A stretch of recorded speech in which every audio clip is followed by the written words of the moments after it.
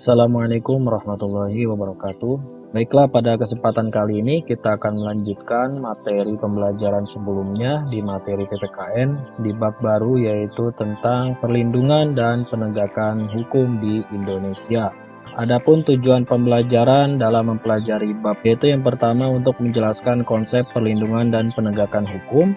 Yang kedua, menjelaskan pentingnya perlindungan dan penegakan hukum. Yang ketiga ialah menguraikan peran penegak hukum, baik kepolisian, hakim, kejaksaan, advokat, dan KPK dalam menjamin keadilan dan kedamaian. Adapun kita ilustrasikan seperti ini hanya sebagai pengantar saja. Kita lihat di gambar ini terjadi kesemrautan ya, terjadi kekacauan, terjadi ketidaktertiban di lalu lintas. Dikarenakan tidak ada aturan, tidak ada yang mengatur, tidak ada penegak aturan di sana, dan masyarakat yang bertindak bebas gitu, tidak mau mengalah. Lalu di sampingnya lagi kita melihat di jalan di lalu lintas yang sama terlihat pengendara sepeda motor saling tertib dan tidak terjadi kesemrautan. Itu disebabkan karena apa? Disebabkan karena adanya aturan atau hukum yang berlaku. Nah, adapun secara teoritis saya akan mengulas sedikit hukum itu menurut Utrecht ya. Dia berpendapat bahwasanya hukum adalah himpunan petunjuk, baik itu perintah maupun larangan, yang mengatur tata tertib kehidupan bermasyarakat yang seharusnya ditaati oleh anggota masyarakat yang bersangkutan, karena pelanggaran petunjuk hidup itu dapat menimbulkan tindakan dari pemerintah. Ya. Adapun menurut sarjana hukum Indonesia, yaitu Simorangkir dan Wijono Sastropranoto, hukum ialah peraturan yang bersifat memaksa yang menentukan tingkah laku manusia dalam lingkungan masyarakat yang dibuat oleh badan resmi yang berwajib. Pelanggaran mana terhadap peraturan tadi berakibat diambilnya tindakan, yaitu dengan hukuman. Sebenarnya hampir mirip. Jadi intinya hukum itu adalah peraturan, sekumpulan peraturan, baik itu aturannya bersifat pemerintah ataupun melarang atau himbauan dan lain sebagainya, yang bersifat memaksa, mengikat orang yang terikat, subjek hukum yang terikat dalam aturan tersebut, yang menentukan tingkah laku manusia dalam lingkungan masyarakat. Dibuatnya oleh siapa? Dibuatnya oleh badan resmi yang berwajib, oleh pemerintah dalam hal ini, dan jika ada yang melanggar, maka akan diambil tindakan hukum, yaitu berupa hukuman, ya, sanksi. Nah, jadi kesimpulannya, dalam hukum itu termuat 4 unsur. Yang pertama, hukum itu memuat peraturan berupa perintah maupun berupa larangan mengenai tingkah laku manusia dalam pergaulan masyarakat. Yang kedua, peraturan itu dibuat dan ditetapkan oleh pemerintah atau oleh badan yang berwajib atau oleh badan yang berwenang. Yang ketiga, peraturan tersebut bersifat memaksa, mengikat, mencakup semua. Yang keempat, ada sanksi, ya, sanksi yang dikenakan terhadap para pelanggar hukum tersebut. Nah, lalu apa sih tujuan hukum itu? Yang pertama ialah untuk mewujudkan keadilan. Ya, mewujudkan keadilan di sini sederhananya ialah menempatkan sesuatu pada tempatnya. Jika dia berbuat benar, maka dia mendapatkan apresiasi, mendapatkan prestasi. Jika dia melakukan hal yang salah di masyarakat, maka dia mendapatkan sanksi. Gitu. Nah, semua itu diatur dalam instrumen yang bernama hukum, bernama peraturan. Yang kedua, untuk kemanfaatan, yaitu menciptakan kedamaian dan rasa aman. Di sini tujuan hukum, fungsi hukum ialah untuk menciptakan kedamaian dan mewujudkan rasa aman.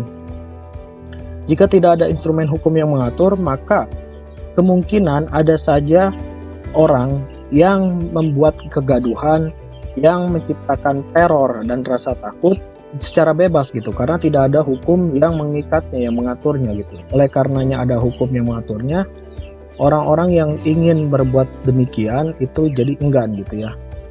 Jadi hukum dalam hal ini manfaatnya yaitu untuk membatasi perilaku-perilaku manusia yang ingin berbuat jahat gitu. Sederhananya ya. Yang ketiga, untuk mewujudkan kepastian hukum. Hukum ada, hukum hadir untuk mewujudkan kepastian hukum, legalitas. Jadi ya, ketika seseorang diberi wewenang, jika tidak didasari oleh dasar hukumnya, maka dia tidak tidak kuat untuk menjalankan wewenang tersebut. Nah, hukum hadir untuk memberikan kepastian terhadap wewenang yang diberikan olehnya gitu. Misalkan seorang presiden itu harus syaratnya harus orang warga negara Indonesia. Nah, dalam hal ini hukum ada untuk memastikan siapa sih yang boleh jadi presiden Indonesia. Ya, yang pertama dia harus orang Indonesia asli gitu. Itu contoh simpelnya gitu. Nah, adapun konsep perlindungan hukum. Nah, hukum hadir, hukum ada itu untuk ditegakkan. Nah, lalu hukum tersebut juga harus sejalan dengan perlindungan yang dilakukan oleh pemerintah. Nah, adapun konsep perlindungan hukum menurut Andi Hamzah yaitu ialah daya upaya yang dilakukan secara sadar oleh setiap orang maupun lembaga pemerintah dan swasta yang bertujuan mengusahakan pengamanan, penguasaan, dan pemenuhan kesejahteraan hidup sesuai dengan hak-hak asasi yang ada. Adapun menurut Simanjuntak, perlindungan hukum adalah segala upaya pemerintah untuk menjamin adanya kepastian hukum serta memberi perlindungan kepada warganya agar hak-haknya sebagai seorang warga negara tidak dilanggar dan bagi yang melanggarnya akan dapat dikenakan sanksi sesuai peraturan yang berlaku. Jadi hukum ada itu harus ditegakkan. Kalau hukum yang ada tidak ditegakkan dengan baik, maka hukum tersebut tidak bisa mencapai tujuan-tujuan tadi gitu. Jadi buat apa ada hukum ketika tidak ditegakkan dengan baik? Nah, lalu siapa yang menegakkan hukum, yang melindungi hukum ini agar berlaku sehingga tidak ada hak-hak orang lain yang dilanggar, tidak ada kekacauan yang terjadi dan sebagainya, yaitu peran serta masyarakat dan juga pemerintah dalam hal ini untuk bisa menegakkan dalam rangka melindungi masyarakat melalui instrumen hukum tersebut. Nah, adapun unsur-unsur pelindungan hukum itu ada 4. Yang pertama adanya perlindungan dari pemerintah kepada warganya. Yang kedua adanya jaminan kepastian hukum. Yang ketiga berkaitan dengan hak-hak warga negara. Dan yang keempat adanya sanksi hukuman bagi pihak yang melanggarnya.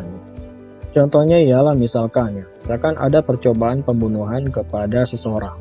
Ketika dia ingin dibunuh, dia berhasil melarikan diri lalu meminta perlindungan ke polisi misalnya. Nah, pemerintah dalam hal ini melalui penegak hukum yaitu polisi harus bisa melindungi hak orang yang meminta perlindungan tersebut. Nah, dan orang yang ingin melukai dan bahkan ingin membunuh orang yang melarikan diri tersebut itu harus diberikan sanksi hukum yang berlaku dengan misalkan dengan hukuman dengan ancaman pidana percobaan pembunuhan. Nah, ketika adanya sanksi lalu harus dipastikan, harus dijamin. Maksudnya dijamin harus ditegakkan gitu ya. Apakah dia menerima sanksi tersebut atau tidak? Nah, kemudian pemerintah melalui polisi melakukan penyelidikan lalu di BAP-kan, diberikan ke jaksa untuk disidiki dan sebagainya, kemudian digelar perkara dengan dengan aturan-aturan mekanisme yang tertuang dalam KUHP ya, Kitab Undang Hukum Acara Pidana. Nah, seseorang yang tersangka dengan ancaman tuduhan percobaan pembunuhan tersebut itu dilimpahkan ke pengadilan untuk diadili secara instrumen hukum yang berlaku. Kemudian dia diberikan sanksi sesuai dengan apa yang dilakukannya gitu. Nah, itu terciptanya jaminan hukum. Adanya jaminan hukum yang diterima oleh baik itu si korban maupun si tersangka. Nah, adapun tujuan perlindungan dan penegakan hukum ada 3, yaitu tegaknya supremasi hukum. Maksudnya ialah tegaknya hukum, ketinggian hukum, maksudnya hukum yang berlaku di atas segalanya. Bukan berarti maksudnya di atas segalanya ialah ya semua orang yang ada di Indonesia itu harus taat dan patuh terhadap hukum yang berlaku. Caranya bagaimana agar semua warga bisa taat kepada hukum yang berlaku? Ya hukum tersebut harus ditegakkan gitu ya. Orang yang sedang terlibat dalam kasus hukum harus dilindungi gitu, baik si korban maupun si tersangka gitu. Nah, yang kedua ialah tegaknya keadilan. Yang ketiga ialah mewujudkan perdamaian dalam kehidupan bermasyarakat. Nah, adapun faktor-faktor yang mempengaruhi penegakan hukum ialah ada 5. Yang pertama, hukumnya. Hukumnya yang dimaksud ialah ketika hukumnya sudah dalam mengatur tingkah laku manusia, baik itu berupa sanksi yang dikenakannya dan juga penegakannya, dan bersifat mutlak, ambigu, tidak rancu dan sebagainya, itu bisa mempengaruhi penegakan hukum yang baik. Yang kedua, penegak hukumnya. Nah, penegak hukumnya juga harus bisa menegakkan hukum dengan ideal, dengan tepat gitu, sesuai dengan apa yang diperintahkan kepada mereka. Yang ketiga, masyarakat. Masyarakat harus sadar hukum, masyarakat harus melek hukum, harus tahu hukum yang berlaku. Yang keempat, sarana dan fasilitas yang mendukung dalam penegakan hukum. Yang kelima, kebudayaannya. Kebudayaan dalam hal ini ya budaya masyarakatnya gitu, memandang hukum positif yang berlaku itu seperti apa. Nah, pada kesimpulannya ialah hukum yang ada, hukum yang berlaku itu akan bisa mencapai tujuannya dalam rangka menciptakan keadilan dan juga memberikan rasa aman kepada masyarakat ketika hukum tersebut ditegakkan dengan baik dan bisa melindungi masyarakat yang terjerat dalam kasus hukum yang ada, ya. Tidak pilih kasih, tidak tebang pilih dan lain sebagainya. Nah, ketika siklus itu sudah berjalan baik, maka hukum akan tegak dengan baik dan juga keadilan akan bisa dicapai. Untuk pertemuan selanjutnya kita akan membahas peran penegak hukum. Terima kasih dan wassalamualaikum warahmatullahi wabarakatuh.